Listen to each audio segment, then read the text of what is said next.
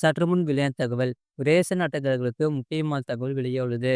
தமிழக ரேஷன் கடைகளில் கார்டுதாரர்களுக்கு அத்தியாவசிய உணவுப் பொருட்கள் வழங்கப்படுகின்றன. இதற்காக அரசு ஆண்டுகளுக்கு 10,500 கோடி ரூபாய் செலவு செய்கிறது. அதாவது மூத்த குடிமக்கள், உடல்நலம் பாதிக்கப்பட்டவர்கள் ரேஷன் கடைக்கு செல்ல சிரமப்படுகின்றன.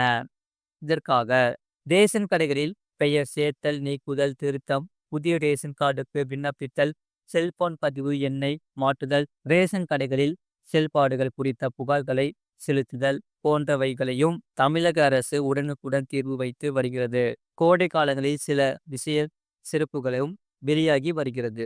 அதாவது கடந்த வருடம் மார்ச் மாதம் கோடை காலத்தின் போது ரேஷன் கடைகளுக்கு வெயிலில் அலைக்கழிக்க கூடாது, அரிசி உள்ளிட்ட அனைத்து பொருட்களையும் ஒரே தவணையில் மொத்தமாக வழங்கிட வேண்டும், யாரையும் கடைகளில் நீண்ட நேரம் காக்க வைத்திருக்க கூடாது என்று உத்தரவிட்டிருந்தது நினைவிருக்கலாம். முழு வீடியோ லிங்க் கீழே இருக்க, கிளிக் பண்ணி பாருங்க.